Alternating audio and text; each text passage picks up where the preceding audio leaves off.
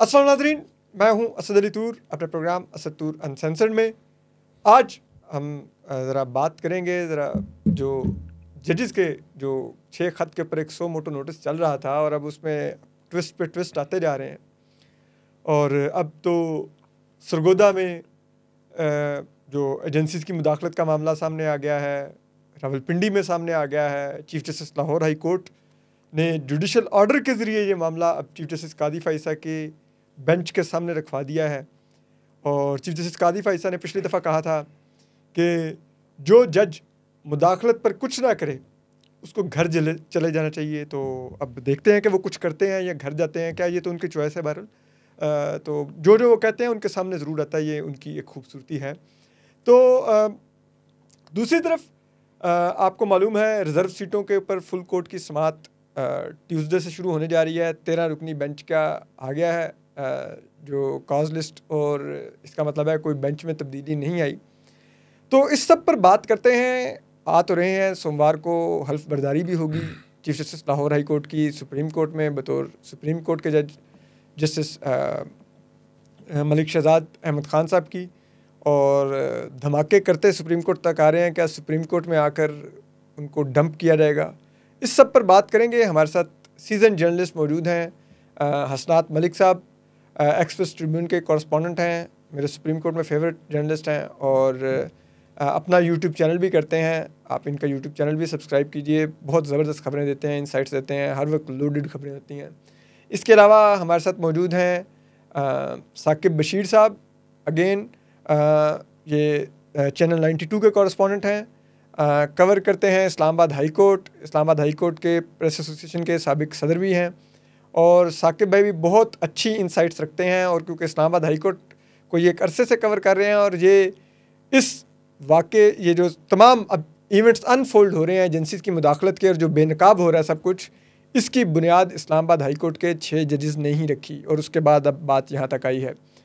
तो पहले हसनात भाई, 7 मई को आखिरी समाअत हुई थी, अब तो तकरीबन 1.5 माह होने को है।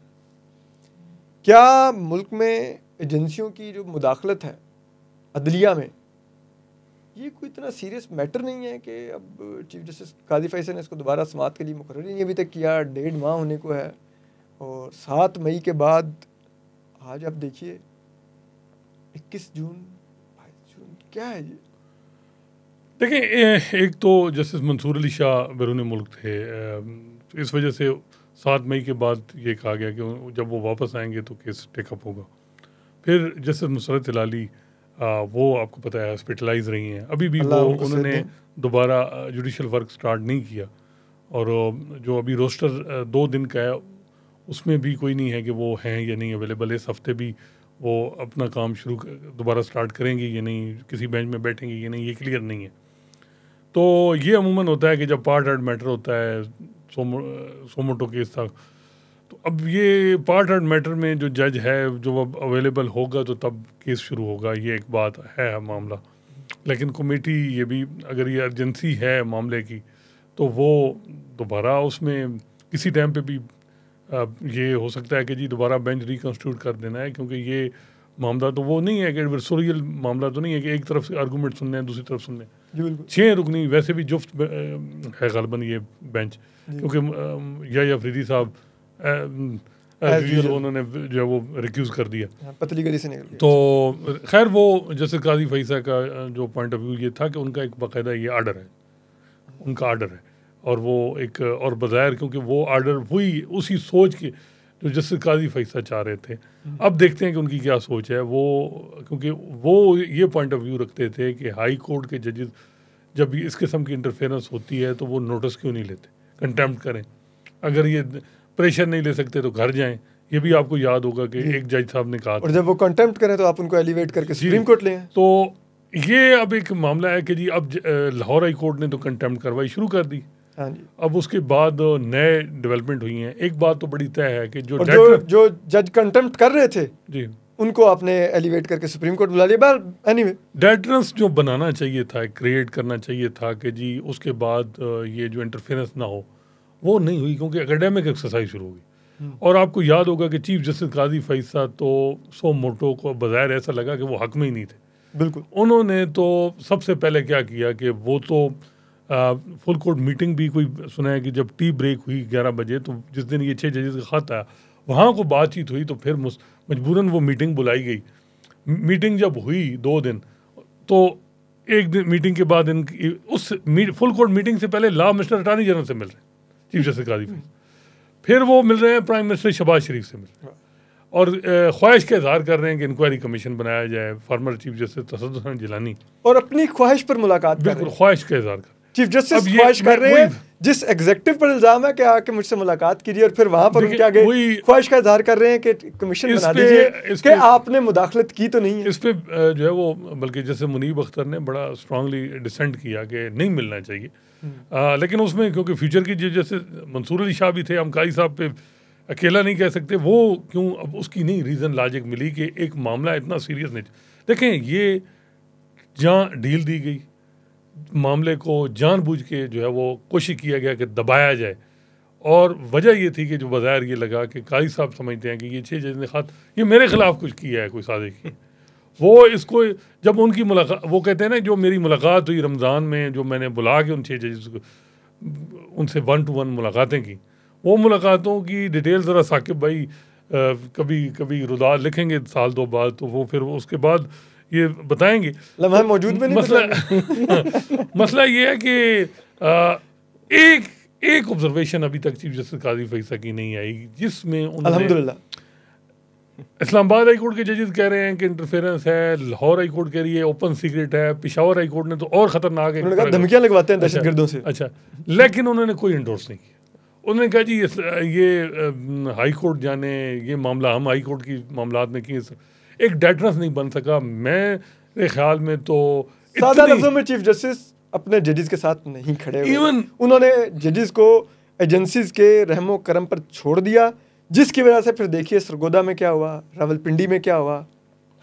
लेकिन वही ना मसला ये है कि हालांकि जब ये सो मोटो हो चुका था, उसके बाद तो एजेंसियों को बिल्कुल जूं पीछे हट के बैठ जाते थे कि यार जरा भी पत्ता हिलाना तो आगे रडार पर आए में बिल्कुल फंस जाएंगे। लेकिन उन्होंने कहा कि यार जब चीफ जस्टिस कुछ नहीं कर रहा तो अब तो हम ही करेंगे। Irshad Hasan Khan former chief justice थे, और मुशर्रफ के जो रोल को यानी इक़्तिदार को आगे बढ़ाने में उनका बड़ा रोल था।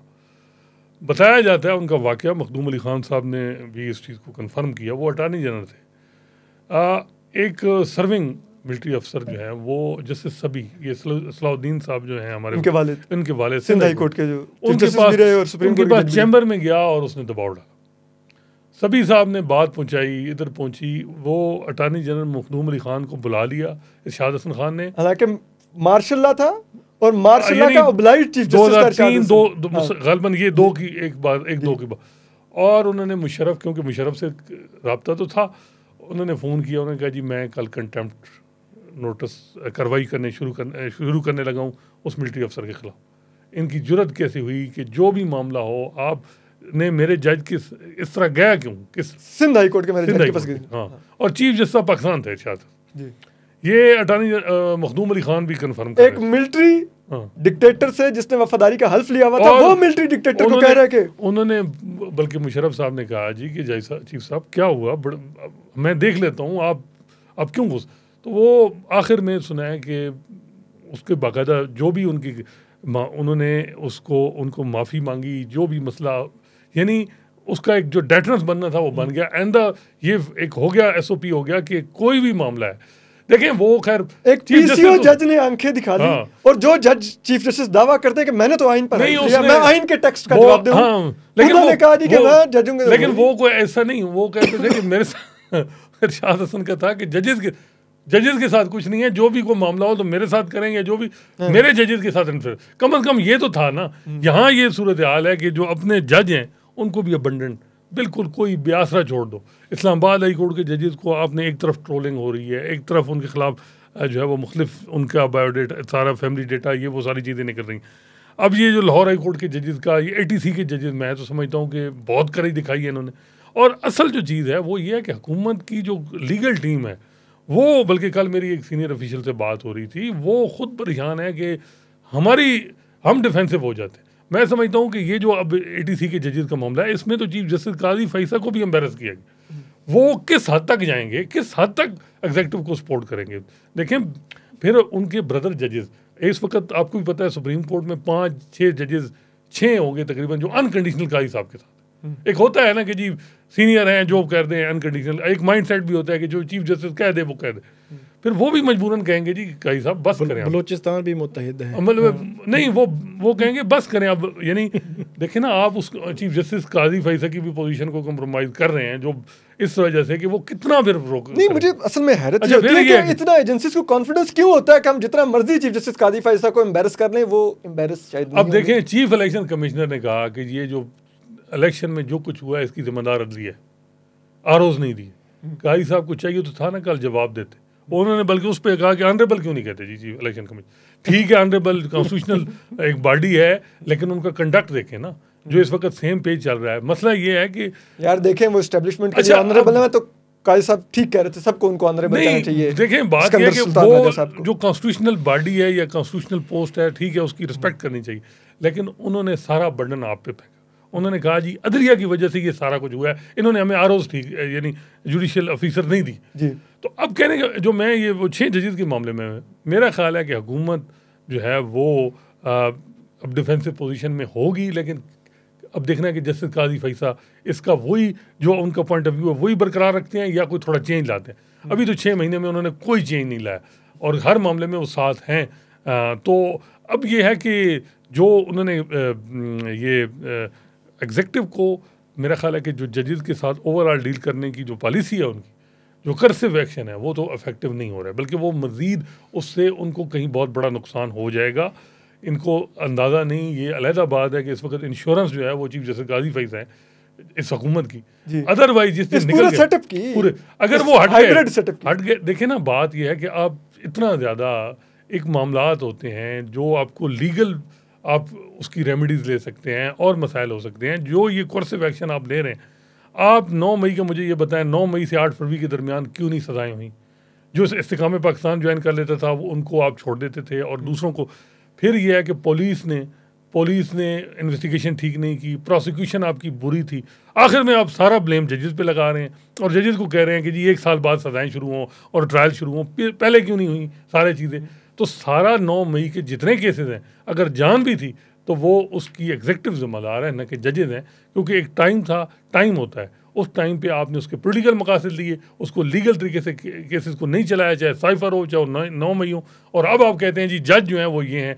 ये जवाब तो कम से कम काजी साहब दें ना कि मेरे जजेस की इसमें कौन सी गलती है। एग्जेक्टिव और पुलिस के अपने मामला देखे, ATC टेररिज्म की जो डेफिनेशन है इस वक्त, उसमें ये आते हैं केसेस, अगर आते हैं तो बिल्कुल कार्रवाई होनी चाहिए। और बात यह है कि 8 फरवरी के बाद सबको पता है जजेस जो हैं जो एक अंदरूनी खाना स्ट्रगल कर रहे थे वो खुल के आ गए, और इसमें कोई शक नहीं है कि 8 फरवरी एक बड़ा चेंज है। फिर 6 जजेस का ख़त।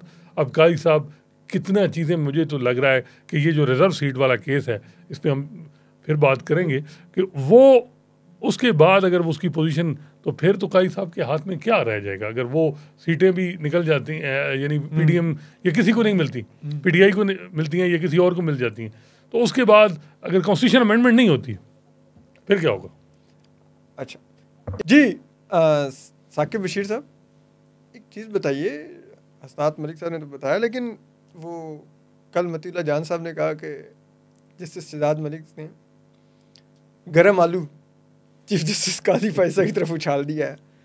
अब वो उनकी टेबल पर जब वो ये आएंगे खतूत सरगोदा के, ATC के जज के, उनके असिस्टेंट के किस तरह से मुनीब अहमद के घर लोग पहुंच के एक रिटन ऑर्डर के ख़िलाफ़ उससे तहरीर लिखवाते रहे कि कहो ये ऑर्डर हुआ ही नहीं है, ठीक है। और फिर इसी तरह जो उन्होंने जुडिशल ऑर्डर दिया है जिसमें उन्होंने रावलपिंडी का भी सारा लिखा है कि रावलपिंडी के जो ATC के जज हैं उनके साथ क्या हुआ, एजेंसियां किस तरह बैरक में क्या करती रहीं, बाहर क्या करती नहीं, वकला के साथ क्या करती नहीं, अडयाला जेल की इंतज़ामिया क्या करती रही। उसके बाद आपको क्या लगता है कि क्या अब चीफ जस्टिस के पास ये ऑप्शन रह गया है कि वो कहें कि मेरे दौर में तो कुछ नहीं हुआ और ये तो हाई कोर्ट के जजेस नोटिस लें? नहीं, अभी ऑप्शन तो पहले भी नहीं था। अगर जो है वो थोड़ा सा सोचते, वो मतलब सोच विचार करके अगर ये चलाते मामला, तो एक तो chief justice Lahore high court ने, आप ये कह सकते हैं कि वो कंटिन्यूटी बताई है कि जो अदालतों में मतलब 6 जजेस ने खत लिखा, फिर सरगोदा के जज ने खत लिखा, फिर पिंडी के एटीसी के जज ने खत लिखा, तो वो एक कंटिन्यूटी लग रही है कि chief justice Lahore high court ये कह रहे हैं कि ये सारा कुछ रखें सुप्रीम कोर्ट के सामने, और सुप्रीम कोर्ट में नजर आए हर जगह और सुप्रीम कोर्ट में 6 जजेस के खत का जो आज खुद नोटिस केस है उसमें इस केस को सुना जाए। ये एक तो उन्होंने ये बात बताई। दूसरा एक और इंटरेस्टिंग बात मैं बताऊंगा आपको, जो असिस्टेंट हसीब है ना एटीसी, उसके वाले से बड़ी इंटरेस्टिंग चीज़ें हम क्योंकि अदालतें कवर करते रहते हैं। असिस्टेंट हसीब बेचारे के हाथ, मुनीब नाम है जो एटीसी सरगोदा के हैं, उस बेचारे के हाथ में कुछ भी नहीं है। फ़र्ज़ करें वो एक लिख देता कि ये जजमेंट एग्जिस्ट ही नहीं करती 10 जून की, फ़र्ज़ करें वो ये लिख देता कि ये जजमेंट जो है वो एटीसी के रिकॉर्ड में ही नहीं है, तो क्या वो वही हो जाता? नहीं होता, क्योंकि ये सारा काम जो प्रिजाइडिंग अफसर जो होता है ये सारा उसका होता है।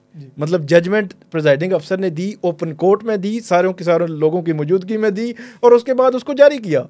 ये उसका तो काम ही नहीं है जो मुनीब था। बहरहाल तो 3-4 चीज़ें जो chief justice Lahore high court ने उसमें लिखी हैं वो नई हैं, वो सामने नहीं आई, उस पर मैं ज़रूर बात करूँगा। नंबर 1, वो कहते हैं कि हमने 5 या 6 जजेस, एटीसी के जजेस का एक मामला शुरू हो गया पंजाब हुकूमत के साथ, तो हमने नाम भेजे जिनमें जज मोहम्मद अब्बास का नाम भी था जो एटीसी के जज हैं जिन्होंने अभी खत लिखा है।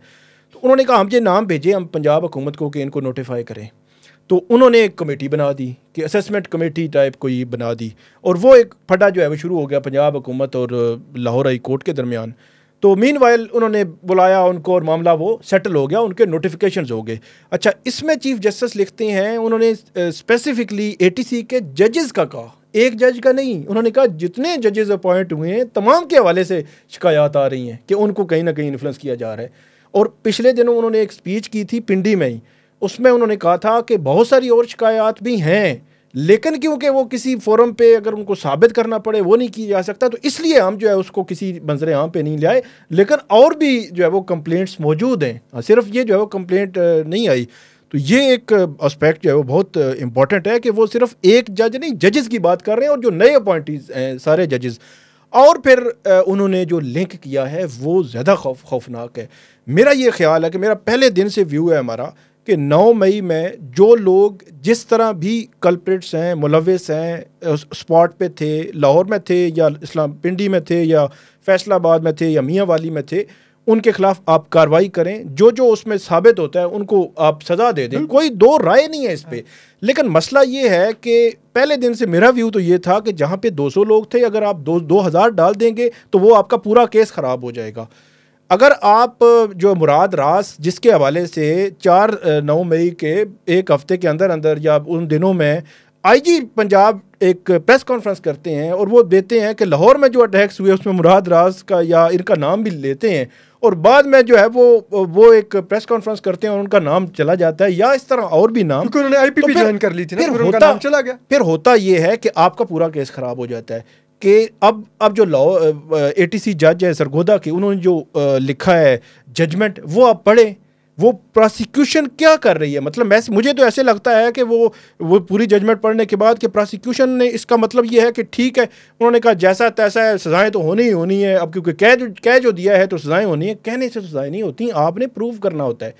जज एटीसी जज ये कह रहे हैं कि जिस जगह पर यह अक्रस हुई उसकी सीसीटीवी फुटेज कहाँ पे है। वो सीसीटीवी फुटेज वो कह रहे हैं कि ये एडमिटेड है कि सीसीटीवी वहाँ पे कैमरे थे, लेकिन सीसीटीवी जो है वो रिकॉर्ड पे नहीं आई। नंबर 2 वो बात कर रहे हैं आपने कॉन्स्पिरेसी साबित करनी है। मतलब फॉर एग्जांपल एक मियाँ वाली वाकया हुआ है, उसकी कॉन्स्पिरेसी साबित करनी है। फिर एक और जो बड़ी इंपॉर्टेंट चीज़ होती है कि किसी भी मेरे खिलाफ या XY किसी के खिलाफ क्रिमिनल जब कार्रवाई शुरू होती है तो एक जो ग्राउंड होती है कि ये बंदा जो है वो हैबिचुअल है, मतलब ये बार बार इसका क्रिमिनल एक्ट करता हुआ, तो ये भी आपने साबित करना है। वो जज लिखता है ना तो किसी बैंड ऑर्गेनाइजेशन से है वो, ना माजी में किसी के साथ कोई ताल्लुक रहा क्रिमिनल एक्ट हुआ, ना PTI बैंड ऑर्गेनाइजेशन है, ना इनकी कॉन्स्पिरेसी जो है वो साबित कर सकी है जो प्रोसिक्यूशन है। इतनी मल्टीपल चीज़ें हैं। और वो जो ये जो इन्फ्लुएंस वाली बात है, ATC सरगोदा और पिंडी दोनों में 9 मई के केसेस में वो कह रहे हैं, पिंडी के जज जो लिख रहे हैं वो 9 मई के केस में कह रहे हैं। वो दोनों केसेस में जब मतलब ऐसे तासुर मिल रहा है, जो जज है चीफ जस्टिस हैं मलक शहजाद, वो लिख रहे हैं कि पिंडी लाहौर सरगोदा और पिंडी के जजेस के खिलाफ ट्रांसफर की एप्लीकेशन है कि केस ट्रांसफर करें दूसरे जजेस को। और तो उन्होंने कहा इसमें जो है वो बदनीति नजर आ रही है बादियों नजर में कि इतनी दरखास्तें लेकर आए हैं, कोई ग्राउंड ही नहीं है। और ये जो एजेंसीज की मुदाखलत है 9 मई के केसेस में, जो जजेस इल्ज़ाम लगा रहे हैं, अगर आप इसको इस पैटर्न को लिंक करें जो पिछले कुछ अरसे में जो ISPR की बार बार प्रेस रिलीज आती रही कि 9 मई के जिम्मेदारान को नहीं छोड़ेंगे, ठीक है, मनसूबा साजों को नहीं छोड़ेंगे, ठीक है, सजाएं दिलवाएंगे, वरना मुल्क में ये हो जाएगा, वरना वो हो जाएगा, तो लाइक एक इस्टेब्लिशमेंट का वाजे एक नज़र आता है इन मुकदमात में दिलचस्पी। बेशक वो एक मुतासरा फरीक भी हैं, लेकिन मुतासरा फरीक को भी कम अज़ कम प्रोसिक्यूशन को मौका देना चाहिए कि वो इंडिपेंडेंटली इंक्वायरी करके अगर असद अली तूर मुलविस है तो बिल्कुल असद अली तूर को अदालत से सजा सुनवाए। लेकिन अगर सिर्फ सियासी मकासद के हसूल के लिए असद अली तूर के साथ साकिब बशीर और असनात मलिक का नाम डाल दिया गया था, तो इनको तो क्लियर होना चाहिए। नहीं, मैं वही कह रहा हूँ ना, लेकिन जब आप फिर मतलब एक चीज़ साकिब भाई, आप अगर थोड़ा इसको एक्सप्लेन कर सकें कि ये जो जिस अंदाज में ये पूरा एक पैटर्न है, आप जाते हैं अडयाला भी आप कवर करते रहे, इमरान खान साहब के भी ट्रायल, और जिस तरह से वो लिखते हैं कि वकला को नहीं एंटर होने दिया गया, जिनकी बेल थी उनको नहीं एंटर होने दिया गया, और ऐसा लगता है कि लाइक वो जो जज साहब हैं रावलपिंडी वाले, वो कह रहे हैं कि ये एजेंसीज के कहने पर जेल हुकाम ये सब कुछ कर रहे थे। तो क्या आपको ये फील कभी वहाँ पर आई कि जेल इंतज़ामिया किसी को जवाबदेह है, और इसी वजह से आप सहाफ़ियों में से भी इंतखाब होता था कि किसको अंदर जाने की इजाज़त मिलेगी, किसको नहीं मिलेगी? आप लोग तो सबकी लिस्ट भेजते थे, लेकिन अंदर से अप्रूव होके कुछ नाम आते थे। जी, लिस्ट तो डेफिनेटली वो तो एंट्री पॉइंट वकील हों सहाफ़ी हों या जो भी हों, वो सारी जो है वो लोग मखसूस लोग जाते रहे हैं, वो तो कोई दो राय नहीं है उसमें। इमरान खान साहब खुद कहते रहे हैं। और असल में हमारा कहना मेरा ख्याल है टोटल डिफरेंट है। हो सकता है कहीं कि यार ये बाइस रखता है या कोई ऐसी सिचुएशन हो। एक जुडिशल अफसर जो बात कर रहा है ना, वो बड़ी खौफनाक है, और उसको इंडोर्स कौन कर रहा है? चीफ जस्टिस, उस सबसे बड़े सूबे का जो चीफ जस्टिस उसको इंडोर्स कर रहा है। उनका जो ये मामला है और यहाँ इन्फ्लुएंस हो रहा है। तो इस सारे सिनेरियो में मसला वही है कि जो आपका जुडिशल हेड है, उनको डे वन से ये पूछने की बजाय कि 6 जजेस के इस ख़त का ऑथर कौन है, हालांकि ऑथर का क्या ताल्लुक है, जिसने भी मतलब किसी ने भी अगर लिखा है तो तमाम ने अपनी अपनी देखा होगा, उसमें एडिटिंग को करनी होगी। मेरे ख्याल में चीफ जस्टिस कादी भाई साहब पूछते रहे कि ये 6 जजेस मतलब जिसने कौन है इनके खत का पूछा, तो ये पूछने की बजाय तो बेहतर होता कि वो उस पर फोकस करते जो उसमें लिखा हुआ है। और मेरा ख्याल है उस पर अगर फोकस हो जाता, जिस तरह मलिक साहब कह रहे हैं, तो आज हमें मेरे ख्याल में ये दिन ना देखना पड़ता। और वो बार बार कहते भी है कि टेक्स्ट देखें, अभी भी आप अपनी राय मत दें, तो उसमें टेक्स्ट तो मौजूद था कि क्या हुआ है, उस कंटेंट को अभी भी वो मामला 25 मार्च को खत लिखा गया, 25 अप्रैल गुजर गया, मई गुजर गया, और अब 25 जून आने को है 4 रोज बाद। तो इससे आप अंदाज़ा लगा लें कि इतना इम्पोर्टेंट मैटर उसको किसी साइड पे जो वो नहीं लग रहा। हालांकि अब तक मेरा ख्याल है मुत्तफ़िका तौर पर सुप्रीम कोर्ट की जानिब से एक मुत्तफ़िका आवाज़ आनी चाहिए थी। अभी भी लेट नहीं है, अभी भी आए तो मेरे ख्याल है चीज़ें बेहतर हो सकती हैं। लेकिन आपने नोट किया कल के वो बात एक सूबाई तसव्वुफ वाली खुद ही कर दी चीफ जस्टिस कादी फैसल ने। लेकिन उन्होंने कहा जी ये पंजाब में ये क्यों मसाइल सारे हैं, तो असल मसला पानीपत की लड़ाई सारा कुछ यहाँ पंजाब में ही हो रही है भाई। जो पंजाब जीत ले वो कौमी असम्बली में हुकूमत बना लेता है। यही यहाँ सबसे ज़्यादा इल्ज़ाम रैगिंग के हैं, चाहे वो कमिश्नर रावलपिंडी ने इल्ज़ाम लगाए हैं, चाहे किसी और ने लगाए हैं। सारा पंजाब में क्रैकडाउन ज़्यादा है। केपी में पीटीआई को कोई इतनी मसाइल नहीं है, सारा कुछ तो पंजाब में है। बिल्कुल, अगर आप कहें कि जी पंजाब में ये क्यों है और पंजाब का कि जी यहाँ अपॉइंटमेंट में ये क्यों है, असल अब जिस तरह सिंध हाई कोर्ट के चीफ जस्टिस ने कहा कि जी हमें क्यों इंटरफेरेंस, तो क्यों आपको इंटरफेरेंस के लिए दबाव होगा, क्योंकि केस ही नहीं है। पीटीआई का 9 मई का केस ही मेरा हाई प्रोफाइल केस ही जब हाई प्रोफाइल केस उस तरह नहीं है। वहाँ भी एक ट्रिब्यूनल का मामला है एक आध, लेकिन उसका भी वो थोड़ी बहुत उस पर इतलात हैं कि कोई के आगा साहब, क्योंकि जो अदनान साहब जैसे अदनान, उनको ट्रिब्यूनल का बनाया गया कि वो ट्रिब्यूनल केसेस सुनेंगे, इलेक्शन ट्रिब्यूनल। तो कुछ केसेस में जिस तरह उनके पार्टनर सलाउद्दीन साहब को वकील एंगेज किया गया, तो अब ये है कि वो केसेस जो हैं वो किसी और जज साहब सुनेंगे एज ए ट्रिब्यूनल। तो वो के आगा साहब को बनाया गया, के आगा साहब का ट्रांसफ़र हैदराबाद हो गया। तो ये इस तरह की बातें थी वहाँ, लेकिन सिंध कोई इस तरह इस वक्त मैटर जो है वो high court, Lahore high court, Islamabad high court, Peshawar में मामला था जब केसेस जा रहे थे, पीटीआई वाले जा रहे थे लाहौर को छोड़ के इस्लामाबाद को, तो वहाँ की बातें आपके सामने आ गई और सुप्रीम कोर्ट में है सारा कुछ। तो ये इस वक्त है सारा मामला। तो अब मेरा ख्याल है कि इस वक्त सारा इशू ही पंजाब है, पंजाब में ही सारा कुछ, और पंजाब भी मैटर करता है ना, इसी में देखें ना, एस्टेब्लिशमेंट की भी कॉन्स्टिट्यूंसी पंजाब ही है ना, और सबकी यही है इस वक्त। तो पीटीआई जो है वो और नून लीग की भी सारी कॉन्स्टिट्यूंसी वही है, तो सारा फोकस पंजाब है। तो ये चीज़ देखनी होगी कि ये क्यों इस तरफ ये चीज़ें हो रही हैं। एडीसी के जजेस 9 मई के मुल्ज़मान के हवाले से वही बात आ रही है कि ये डिले, क्या शहबाज शरीफ साहब तो चलें, वो तो नहीं जुर्रत करेंगे, कोई और ही कर दे कि यार ये जो केसेस हैं ये डिसाइड क्यों नहीं हुए, इसमें पुलिस का क्या मामला है। पुलिस ने जो कई ऐसे पीटीआई के लोग मिलेंगे जिन्होंने पैसे दे के भी अपने आप को एग्जोनरेट किया है, इतने बड़े बड़े केसेस हैं, वहाँ भी आपको एविडेंस मिलेंगे कि पैसा चला है। अच्छा, फिर पैसा पुलिस वालों को दिया गया था, सब कुछ है ये आपको। अभी आप किसी दिन इंटरव्यू करें फवाद चौधरी साहब से, वो आपको पूरे वो बताएंगे, लोगों से बताएंगे जिस तरीके से लोगों को मुलविस किया गया। और फिर उसके बाद वो लोग, यही मामला है ना कि 9 मई के जब कुछ लोग थे कि जी हमारा नाम बीच में ना आए, ये जो पाकिस्तान में सिस्टम है तो उसको नाम को निकालने के लिए क्या कुछ होता है, वो तो सारा ये हमारे मुल्क में चलता है। तो उसकी मॉनिटरिंग क्यों नहीं की गई? प्रोसिक्यूशन क्या पूरे मुल्क में सिर्फ आपको वो जुल्फ़िकार क्या नाम है जो ये इनके बार बार वकील एंगेज होते हैं, ये रिजवान अब्बासी साहब, हर केस में रिजवान अब्बासी साहब आ रहे हैं। बंदा भी रियासत के बहुत पसंदीदा वकील हैं, हाफिज सईद से लेकर देखें। तो जब आज आप तक कोशिश करें कि प्रोसिक्यूशन और पुलिस इन्वेस्टिगेशन को इफेक्टिव करने के बजाय सारा फोकस हो कि जज सब कुछ करे, देखिए ना वो फैसले पायदार होते हैं, आगे भी वो ओवरटर्न हो जाते हैं। यही मामला साइफर में हुआ, यही मामला इद्दत में हो रहा है, और कि 5 दिनों में 3 सज़ाएँ आपने दे दी, ड्यू प्रोसेस फॉलो नहीं हुआ, वो सज़ाएँ तो हो गई लेकिन सस्टेन नहीं करेंगी। अब आप सीधा सुप्रीम कोर्ट चले गए हैं साइफर केस में। तो ये चीज़ें देखने की हैं, लेकिन बात यह है कि हम तो बात कर रहे हैं जुडिशरी, क्या बीइंग हेड चीफ जस्टिस काजी फैसला की जिम्मेदारी नहीं है कि हम इस गेम में सारा कुछ है जो लाए हैं 2012 से पीटीआई को, जिन्होंने इनको पावर परवान चढ़ाया है सब कुछ, वो जाने। और ये अदलिया का क्यों मुंह काला करवाना है हमने, हम हर मामले में क्यों कम्प्लिसिट बने, ये बात करनी चाहिए। अगर कोई नहीं बन रहा तो उनके साथ स्टैंड करना चाहिए, बजाय इसके कि जी आपने बात क्यों की, आपने आवाज़ क्यों उठाई।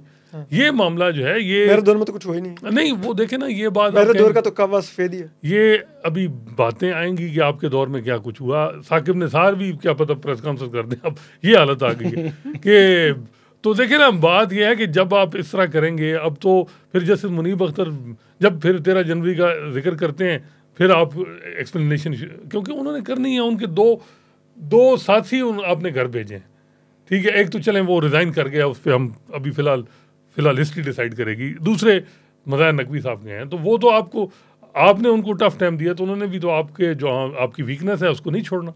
तो ये तो होता है, चलता है जिस तरह का चलेगा। अच्छा, वीकनेस की तरफ आए हैं तो वो है रिजर्व सीटों का मामला जी। फुल कोर्ट 24 से बैठने जा रहा है। एक तो नज़र आ रहा है कि जो जजेस चीफ जस्टिस कादी फैसला से बड़े नज़र आ रहा है कि उनके नुक्ता नज़र से अलाइन नज़र आ रहे हैं। कुछ जजेस हैं जो 13 जनवरी वाली चुटकी भी काट रहे हैं उनको, तो उनकी भी फिर नज़र आ रहा है कि वो कुछ और मुख्तलिफ सोच रखते हैं चीफ जस्टिस कादी फैसला से। चीफ जस्टिस अपने फैसले का दिफा किए जा रहे हैं 13 जनवरी का। आपको लगता है कि बेंच में चीफ जस्टिस कादी फैसला प्रिवेल करेंगे? देखें, इस वक्त ये तो जो चीफ जस्टिस कादी फैसला उस दिन बात भी कर रहे थे कि अब जो बेंचेस बनते हैं क्या आप उस तरह प्रेडिक्ट कर सकते हैं जिस तरह माजी में, ये बात बिल्कुल उनको क्रेडिट जाता है। उसकी वजह यह है कि कमेटी बनी है, कमेटी में अब आसान नहीं है। हालांकि पहली राय ये थी कि वो जजेस बैठे हैं जिन्होंने चीफ जस्टिस नहीं बनना और फ्यूचर में या जो अब मौजूद हैं, तो ज़ाहिर बात है वो जैसे अमीनुद्दीन खान होते, जैसे जमाल होते, जैसे इरफान सादत होते, अतर मिनारा साहब होते मे बी, तो वो तो लेकिन वो चीज़ नहीं। फिर जैसे मुनीब ने और राय दी कि जी 7 रुकनी बेंच हो, आखिर में हुआ कि फुल कोर्ट हो। अब फुल कोर्ट जैसे मंसूर अली शाह के लिए भी कोई बज़ाहिर ये लग रहा है क्योंकि वो खुद क्योंकि लीव ग्रांट की हुई थी, उनके लिए ये नहीं था कि वो अगर वो इनकार करते कि जी फुल कोर्ट ना हो, तो फुल कोर्ट का इनकार करना, उसको ना मानना बड़ा मुश्किल हो जाता है। अब ये जो मामला है 13 जजेस हैं, 13 जजेस हैं, इसमें देखें जो है इस वक्त जो सूरत हाल एक बन रही है वो ये है कि 3 जजेस वो हैं, जैसे मैंने बताया कि जिल्टेड तो मैं वर्ड पर, लेकिन जो माजी में जो बंदियाल साहब के करीब रहे हैं, जो आप अपने देखा होगा कि बड़े अरसे बाद बेंच में शामिल हुए हैं, जैसे आयशा मलिक पहली दफ़ा किसी हाई प्रोफाइल केस में कमेटी ने उनको शामिल किया है। एक आध केस वो अफगान रेफ्यूजीज का था, वो चला ही नहीं, उसके बाद वो केस ही नहीं टेकअप हुआ, वो उमर गिलानी साहब उसमें पड़ी। तो वो हैं शायद वहीद साहब हैं, मुनीब अख्तर साहब हैं, 3। जज अतर मिनल्ला बड़े वादे, उनको तो वो है कि कॉन्स्टिट्यूशन लेंस से देख रहे हैं कि ये पीटीआई की सीटें पीटीआई को मिलनी चाहिए। जैसे मंसूर अली शाह ने कहा था कि people mandate should be reflected in the parliament, जो जीते हैं उनको ही रिजर्व, ये नहीं हो सकता कि माले गनीमत की सीटें कैसे मिल जाए। इस हद तक तो जैसे मोहम्मद अली मजहर भी उस वक्त मान रहे थे, अभी हाँ, जब अभी फुल कोर्ट में अभी में भी अब पता नहीं क्या, अब तो वो ऐसे देख रहे होते, तो बकायदा यूं करके बैठे चीफ जस्टिस की तरफ देख रहे होते हैं। हाँ नहीं, अब दोनों मसला है ना कि फ्यूचर के चीफ जस्टिस की तरफ देखना है हाँ, दोनों साथ से अच्छा, बल्कि 3 चीफ जस्टिस साथ साथ बैठे हैं। अच्छा, अब ये है कि इसमें जो इस वक्त सूरत हाल है वो ये है कि जैसे मैंने बताया कि 5 जजेस का माइंड तो बड़ा क्लियर लग रहा था, कल लगेगा, बज़ाहिर ये लग रहा है। अगर इसमें बड़ा सरप्राइज़ होगा कि ये 5 जजेस जो हैं ये कहेंगे जी पेशावर हाई कोर्ट का फैसला आप अपेल कर दें। छठे हैं जस्टिस याहिया अफरीदी, कोई मालूम ही नहीं कि उनकी राय क्या पता वो कहेंगे किसी को नहीं मिलनी। ज़्यादा चांसेस ये भी हैं कि वो कहेंगे ये फर्स्ट इंप्रेशन का केस है और ये कॉन्स्टिट्यूशन में क्लियरिटी नहीं है, लेकिन माले गनीमत में भी नहीं मिल सकती, मैं भी वो ये भी कह दें। लेकिन फिर भी इनकी मेजॉरिटी नहीं है, ये 6 बनेंगे, 7वां जज चाहिए। तो 4-5 जजेस जो हैं जिनके बारे में ये बात होती है कि चीफ जस्टिस काजी फैसा की जो एक विजडम है उससे इंस्पिरेशन या उनको इंडोर्समेंट होती रहती है माजी में, या उनकी सोच को वो यानी उनके हम ख्याल वर्ड अब ज़रा आजकल ज़्यादा, हालांकि माजी में हम कहते रहे हम ख्याल जजेस, तो इस दफ़ा ज़रा हम ख्याल नहीं होगा, लेकिन ये होगा कि जोग्राफियाई एक होता है एक उससे सूरत हाल। तो वो 5 एक जजेस जो हैं वो तो 5वें खुद हैं चीफ जस्टिस, तो 5 जजेस का ये जो एक राय बार में बैठ के वो होती है कि जी ये 4 जजेस जो काजी साहब के साथ अनकंडीशनल में भी हों। असल मामला 2 समदी जैसे मोहम्मद अली मजहर और जस्टिस हसन रिजवी उनकी तरफ आएगा कि वो क्या करते हैं, किस तरफ जाते हैं, किस तरफ। हालांकि एक रिमार्स उनका बड़ा क्लियर था हसन रिजवी साहब का कि जी वो एक गेंदबाज भी आया था, तो उसके साथ क्या हुआ था, बल्लेबाज। तो वो अब ये है कि एक तो जो मुझे लग रहा है कि अगर जस्टिस काजी फैसा मेजॉरिटी में नहीं होते, साथ नहीं उनके जज बनते, तो फिर ये होगा कि मेजॉरिटी फैसला, यूनानिमस फैसला भी आ सकता है कि देखो ये सीट आ गई। लेकिन एक बात है कि अभी तक काजी फैसा साहब ने ये बात तो मानी है कि पीटीआई को सीटें मिलनी चाहिए थी। ये 13 जनवरी की गलत इंटरप्रिटेशन हुई है और इनको जाना चाहिए था। इलेक्शन कमीशन समझा नहीं, या ये लोग ये गए क्यों नहीं, इसको इस हद तक तो है कि सुनिए, इस हद तक वो मान गया कि इलेक्शन कमीशन को क्योंकि उनके फैसले की समझ नहीं आई तो उस फैसले ने तबाही की है। देखें, और अब ये है कि जी अगर काजी, मेरी बात मैं कंप्लीट करूँ बस, कि काजी फैसल साहब अगर ये है कि मैं समझता हूँ कि आइडियली अब जैसे जमाल जो हैं वो जिस तरह के रिमार्क दे रहे हैं कि पीटीआई का मैंडेट है, पीटीआई को मिलना चाहिए, लेकिन वो कह रहे थे कि हम रीराइट भी नहीं कर सकते, हम क्रिएटिव इंटरप्रिटेशन भी नहीं कर सकते। अब देखें ना कहीं जो है वो आप कॉन्स्टिट्यूशन लेंस से, कल वो कह रहे थे कि टैक्स को मैंने देखना है, जब भी तशरीह करे सुप्रीम कोर्ट तो प्रॉब्लम होती है, कहीं जो है वो कहते हैं रसीदा कटो इंट्रा पार्टी इलेक्शन में। एक चीज़ पूछी गई, अकबर बाबर साहब की नॉमिनेशन पेपर कहाँ जमा हुए, कौन सा पोलिंग बूथ, क्या वो जो इंट्रा पार्टी इलेक्शन हुए थे, जितना मिनटली देखा। अब इस केस में देखते हैं कि वो किस तरह देखते हैं। तो ये भी हो सकता है कि वो कहेंगे किसी को भी ना मिले, मेजॉरिटी ये भी कह देंगे किसी को भी, लेकिन उससे भी असल मामला ये नहीं है कि 78 सीटें मिलेंगी या नहीं। मसला ये है कि कॉन्स्टिट्यूशन अमेंडमेंट, इसका जो असल मामला है जिस वजह से ये रिजर्व सीट इंपॉर्टेंट, अगर कॉन्स्टिट्यूशन अमेंडमेंट होगी, ये सीटें कहा जाता है कि जी हुकूमती जो पार्टीज़ हैं उन्हीं को मिलती हैं, पीपल्स पार्टी नून, तो कॉन्स्टिट्यूशन अमेंडमेंट हो जाएगी। गो कि अभी केपी में अभी तक सेनेट का इलेक्शन नहीं हुआ, लम्हा फिक्री है बहुत बड़ा। यहाँ सिर्फ पंजाब की बात हो रही है, वहाँ क्या केपी का एक, मैं तो हैरान हूँ कि यहाँ जैसे याहिया अफरीदी भी बात नहीं कर रहे हैं, जैसे अतर मिनल्ला भी नहीं कर रहा है कि केपी में क्यों नहीं रिप्रेजेंटेशन सेनेट में, वजह क्या, इसको जल्दी क्यों नहीं हो रहा इसमें। अब वहाँ ये है कि जी जब ये कॉन्स्टिट्यूशन अमेंडमेंट होगी तो जो कॉन्स्टिट्यूशन अमेंडमेंट अगर होगी, सिर्फ ये नहीं है कि ये 2-2 साल जजेस को मिल जाएंगे, जजेस की इनकी जो पावर है वो भी कटेल होंगी, रोटेशन होगी, और क्या क्या अमेंडमेंट होगी, फिर आप भूल जाएंगे हुकूमत मरात बढ़ा देगी लेकिन पर काट देगी। देखिए वो बिल्कुल बड़ा वादे है कि फिर वो कहेगी अच्छा खिलाएंगे लेकिन शेर की नज़र से देखेंगे उसके बाद कि अगर जो हाई कोर्ट का जज तंग करेगा दूसरे सूबे की हाई कोर्ट में भेज देंगे। कॉन्स्टिट्यूशन अमेंडमेंट जो है वो असल मामला इस केस की अहमियत यह है कि क्या ये कॉन्स्टिट्यूशन अमेंडमेंट हो पाएगी कि नहीं। बिल्कुल हो, 2 साल मिले, लेकिन यूनानिमस हो। अदलिया के हवाले से जजेस को भी ख्याल करना चाहिए कि वो इस पोलराइज पार्लियामेंट जिस पे बड़े वैसे भी सवाल हैं फॉर्म 45 उससे 2 साल लेके करेंगे क्या। बल्कि मैं समझता हूँ इन सब जजेस को सबसे पहले अपने आप को क्लियर करना चाहिए कि जी हम जो ये केस सुन रहे हैं उसके बाद अगर कॉन्स्टिट्यूशन अमेंडमेंट आती है हम उसका ऐसा नहीं बनेंगे। ये कोई देखे ना, बेनिफिशियरी आप जो केस सुन रहे हैं उसके बाद कर रहे हैं, तो ये सारी चीज़ें आप लोग देख रहे हैं इनकी तरफ, और ये बहुत इंपॉर्टेंट केस है।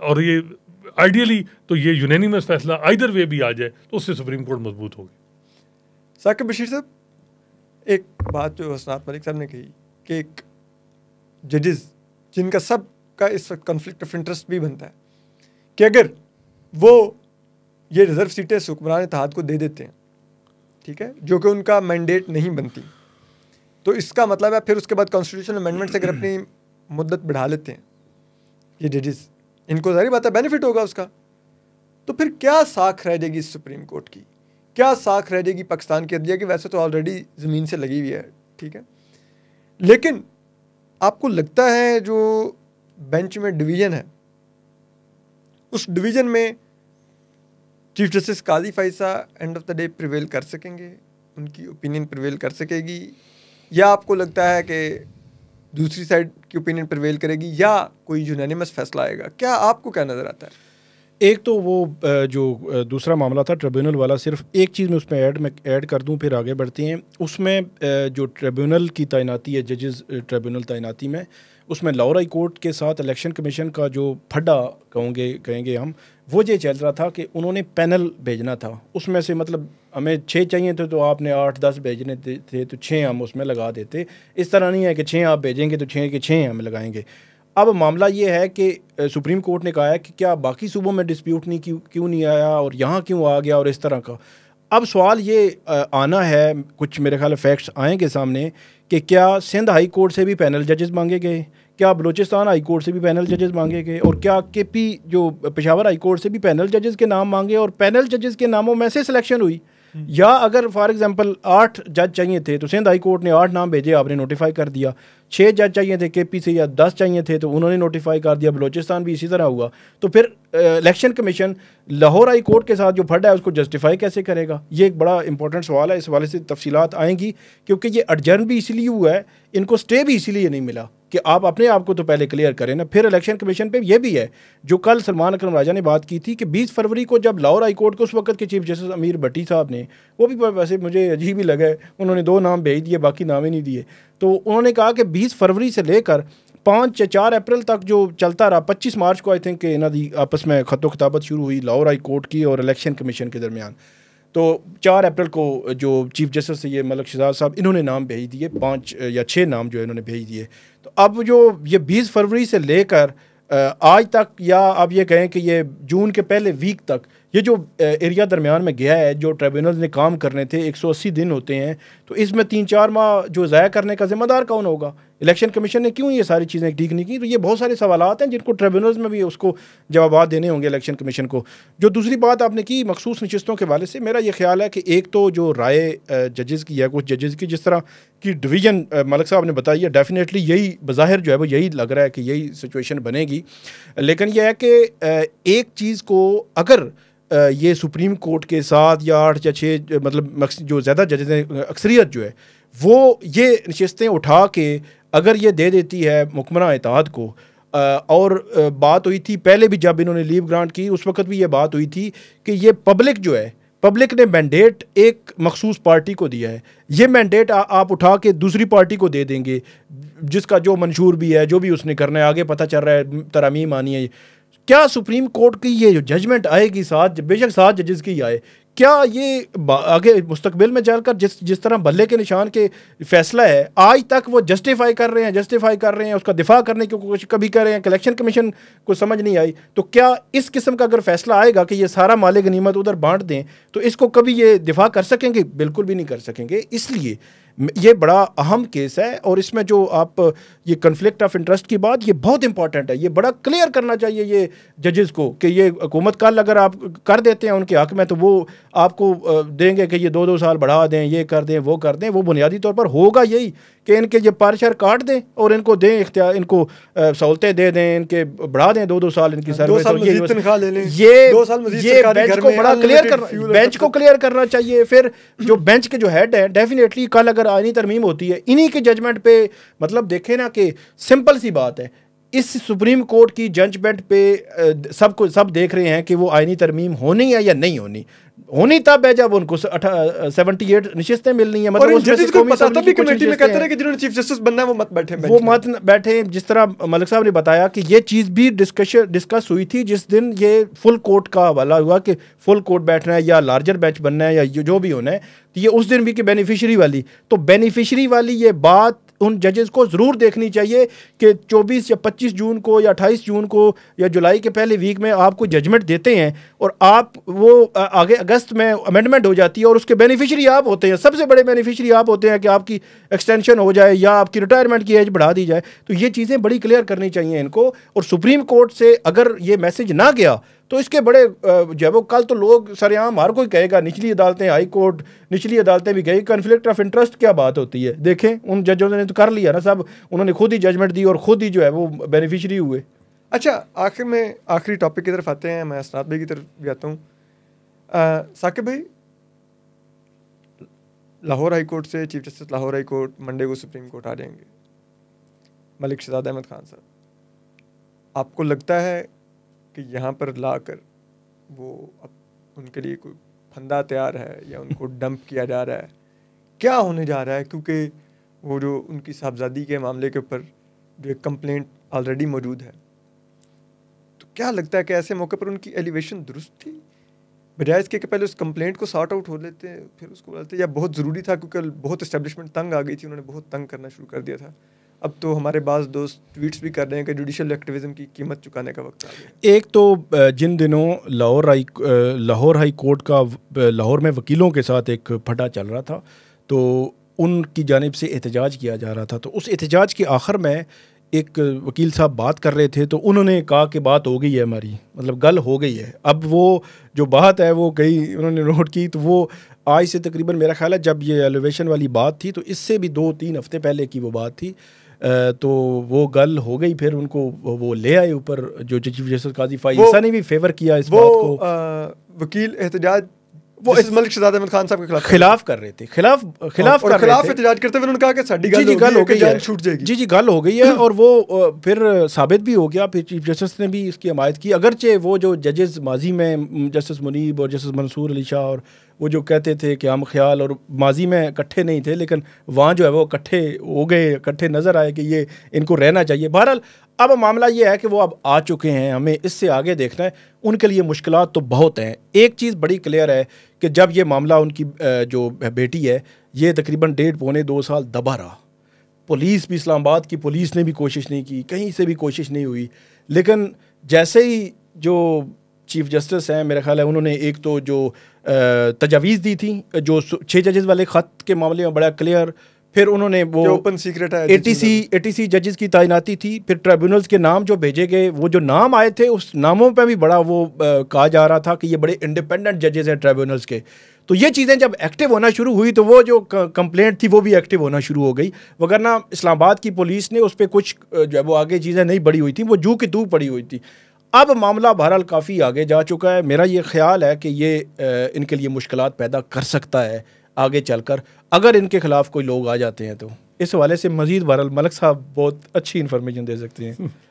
मलिक साहब देखिए इन्फॉर्मेशन, देखें एक बात तो ये है कि हुकूमत अगर कोई अक्लमंद मशवरा तो ये दे कि इसको परसू ना किया जाए, मसला हल हो गया, वो वहाँ से निकल गए हैं लाहौर हाई कोर्ट से। अगर लेकिन करते आप हैं माफ तो नहीं करते ना, निकलते देखिए- निकलते भी जो देखिए उन्होंने आखिर वो में जो बात ये है कि माफ- एटीसी के जजेस वाला कहा कि जी देखिए, भेजें चीफ बात जस्टिस ये को, है तो इस कि पर हम मैं- माफ कर दें, ये तो ना करें इस ये मेरी असेसमेंट है कि जब भी जजेस के साथ लड़ाई हुई है तो इस्टेब्लिशमेंट की, तो जजेस ने प्रिवेल की है, जजेस ने प्रिवेल की। अगर जस्टिस काजी फैसल इंटरेस्टेड हैं तो उनको करने दें। हुकूमत, अगर हुकूमत खुद समझती है कि इसको परसू करेगी तो फिर ये चीज़ें रुकने वाली बात नहीं है। ये फिर आग जो है ये बहुत आगे तक निकल जाएगी, ये फिर बुलझेगी नहीं। इसमें जो है वो और माजी की चीज़ें भी खुलेंगी। और मलिक शहजाद साहब को जितना मैं अब समझाऊं कि वो पीछे नहीं हटेंगे, वो मज़ाहिर नकवी नहीं है जिनके हवाले से आपने राजा सफदर से ये वो और फिर काजी साहब ने निकाला कि ये जो है ये आखिरी दम तक जो बज़ाहिर लग रहा है कि ये स्टैंड करेंगे। और जब ये स्टैंड कर जाए कोई जज, अगर मज़ाहिर नकवी जैसा बंदा जिस पे सीरियस किस्म के लिए अगर वो खड़े हो जाते तो उनके लिए भी मुश्किलात इनके लिए थी। लेकिन मसला ये था कि उनके साथ ना एक वकील, अब ये जो समझ रहे हैं ना कि मलिक शहजाद के साथ वकील नहीं है, वकील इंडिपेंडेंट ग्रुप नहीं होगा लेकिन पिंडी बार में उनकी सपोर्ट है। वो मीडिया में मज़ाहिर नकवी की कोई सपोर्ट नहीं थी, इनकी सपोर्ट है, सिविल सोसाइटी की मलिक शहजाद के साथ है। जजेस जो हैं हाई कोर्ट के बहुत ज़्यादा उनकी सपोर्ट है। सुप्रीम कोर्ट में भी बज़ाहिर ये लग रहा है कि लोग देखते हैं कि अल्टीमेट ये है कि जी इसको जो निकाला जा रहा है। देखें काजी फैसल साहब के मामले में यही था ना, हम फैक्ट्स की तरफ भी नहीं आते थे। हम कहते थे कि जी उन्होंने एक जजमेंट दी है फैजाबाद की, उसकी वजह से उनको ये हो रहा है कि अदरवाइज उनकी जो प्रॉपर्टी थी या कुछ भी ना आता। तो ये उस कंटेक्स्ट में ही चीज़ों को देखा जाएगा। और आपको याद होगा कि आसिफ सईद खोसा साहब ने उनके हवाले से जो किया तो आखिर में हालात ये बने कि उनको फिर आखिर में 2 इकदाम करने पड़े कि ताकि मेरा इमेज रिस्टोर हो। एक उन्होंने स्पेशल कोर्ट में वकार सेठ को हेड बनाया ट्रिब्यूनल का, और मुशर्रफ को उन्होंने सजा मौत दी। दूसरा उन्होंने आखिर में आर्मी चीफ की एक्सटेंशन का केस लिखी कि ताकि मेरा इमेज कुछ रिस्टोर हो, काफ़ी तबाही हो। तो ये भी वैसे शौक पूरा कर लें मेरा ख्याल है मलिक शहजाद साहब का मामला। बाकी ये है कि शिकंजा उनके लिए टाइट है किया गया है और होगा, मज़ीद एविडेंस भी होंगे। लेकिन बात यह है कि जी इन जिस तरह की प्रेसिडेंट है कि वो पहले तो इसकी नीति को चैलेंज करेंगे सुप्रीम कोर्ट में, तो वहाँ बेंच बनेगा, सुप्रीम कोर्ट में ये चीज़ें देखी जाएंगी और फिर ये मामला चलेगा। तो देखें मेरा ख्याल है कि आसान नहीं है जाना। हाँ ये है कि हुकूमत कितना इसको जो है वो करती है। बज़ाहिर ये लग रहा है कि हुकूमत से ज़्यादा चीफ जस्टिस काजी फैसल पे डिपेंड है कि ये कुछ जो कल मलिक शहजाद साहब ने इतना बड़ा जो ये 11 सफ़ों का इन्होंने पूरा काजी फैसल साहब की जो नैरेटिव था कि जी मेरे दौर में कोई इंटरफेरेंस नहीं, उसको तो धजियाँ पे कह दी। अब उसके बाद क्या करते हैं चीफ जस्टिस काजी फैसल, ये असल चीज़ है कि वो उन्होंने 6 जजेस को खत लिखने पे आज तक माफ ज़ाहिर उनके रिमार्क से लगता है कि नहीं हालांकि किया। जैसे बाबा सत्तार उनके वकील थे। जी बिल्कुल। और यहाँ पर तो उन्होंने इनके नैरेटिव को उड़ा के रख दिया कि इनके दौर में मुदाखलत नहीं हुई, तो इनको ये माफ कर देंगे। नहीं लेकिन बात ये है कि नहीं, वो असल में मसला ये है कि एक दफ़ा टेकअप तो करना, अब देखते हैं ना क्योंकि जो अटेंशन कितनी माजी में जो मे भी काजी साहब भी किन्हीं को देखते होंगे सुनते होंगे, वो लोग कितना फोकस करते हैं मलिक शहजाद को, ये आपको देखना होगा ना कि कितने वीलाग होंगे, कितना कुछ होगा। अगर खामोशी आ जाएगी तो फिर मे भी सुप्रीम कोर्ट में भी खामोशी हो। अगर ये है कि जिस तरह आप कह रहे हैं कि वो माफ़ नहीं करेंगे, फिर मसला ये है कि फिर कुछ ना कुछ तो जैसे अतर मिल्ला की तरह उनके खिलाफ भी वीलॉग शुरू हो जाएंगे। आपको देखें मेरा ख्याल है कि अतर मिल्ला साहब तो यहाँ रेलेवेंट हैं। वो इनका ये है कि ये असल जो है सारा कुछ ये करा रहे हैं ये वो उस वजह से। मलिक शहजाद जो है वो यहाँ से आ गए हैं, अब वो आखिरी जूनियर जज होंगे, उन मेरे ख्याल है 16वें नंबर पे होंगे या मे बी 15वें नंबर 15 पे होंगे। हाँ, और उन्होंने फौजदारी के केसेस सुनने हैं, जेल पिटीशन, और एक जज वायद अब सुप्रीम कोर्ट में आएगा, उसको भी अगर फारिग करना है तो कर दें। फौजदारी का तो बड़ा अहम एक केस साइफर का सुप्रीम कोर्ट पहुंच चुका है। वो अब देखें ना, हेड कोई और कर देगा, काजी साहब खुद कर देंगे हेड, और वो मामला फौजदारी से ज़्यादा वो पॉलिटिकल है, उसमें मलिक साहब को कोई रिस्क नहीं लेगा कि उनको बिठाए। लेकिन एक बात यह है कि जब इस किस्म की अपीलें आती हैं, अभी फाइनल डिटेल जजमेंट भी नहीं आई और आगे समर वेकेशन है, अर्जेंसी क्या है, अब बाद में ये जब सितंबर के बाद केस टेकअप होगा ये भी हो सकता है। असल बात यह है जी रिजर्व सीट का केस, इसकी आउटकम के बाद जो है वो चीज़ें आपको क्या तब्दील होंगी नहीं होगी इस आउटकम से पता चलेगा। उसके बाद पता चलेगा कि चीज़ें फिजल आउट होंगी या फिर मज़ीद उनमें तेज़ी आएगी। आखिरी जो ये बात है, गो के काजी साहब तो बड़ा वाज़े उन्होंने अटॉर्नी जनरल को मैसेज कन्वे किया कि जी मैं कोई इंटरेस्टेड नहीं हूँ, बता दें एक्सटेंशन। उससे नेक्स्ट डे जब रिजर्व सीटें मुअत्तल होगी, उससे पहले ही उन्होंने कभी ये कन्वे किया? नहीं, उनके दोस्त करीबी लोग कहते थे कि जी वो नहीं है इंटरेस्टेड, लेकिन उन्होंने ये बात वैसे किसी ने कहा कि जी किसी ने पूछा ही नहीं, अगर पूछे थे तो हम कहते कि जी उस वक्त जो है वो हम तो इंटरेस्टेड ही नहीं थे। ठीक है, इंटरेस्टेड नहीं है तो अब देखते हैं। लेकिन बात यह है कि नेशनल इंटरेस्ट में कई दफ़ा कुर्बानी देनी भी पड़ती है। नेशनल इंटरेस्ट में बंदा कहता है कि जी मैं एक्सटेंशन ले लेता हूँ, हाँ मैं कि जी मैं मुल्क की इस वक्त हालात हैं, एक ये जो फितना है इसको तदारुक करने के लिए कोई तगड़ा स्ट्रॉन्ग चीफ जस्टिस होना चाहिए जो खड़ा रहे। तो और वो तो मे बी ये भी तो एक सोच हो सकती है जो आइन और कानून के भी सामने खड़ा रहे। तो बहुत शुक्रिया हसनात मलिक साहब आपके वक्त का, साकिब बशीर भाई आपके वक्त का बहुत बहुत शुक्रिया। आपने सुना, अब सारी अनफॉर्चुनेटली ये इफ्तिखार चौधरी के दौर से ये शुरू हुआ कि पाकिस्तान की सियासत हो या रियासत हो, उसकी तमाम के तमाम जो खेल हैं वो सुप्रीम कोर्ट की पिच पर खेले जाते हैं और अब भी खेल खेले जा रहे हैं। इसी वजह से सुप्रीम कोर्ट फिर मरकज़ी निगाह है। और सुप्रीम कोर्ट का मतलब होता है चीफ जस्टिस, जिनके हाथ में बहुत कुछ होता है। बेशक क्या अब एक कमेटी बन गई है, लेकिन फिर भी चीफ जस्टिस के हाथ में बहुत कुछ होता है।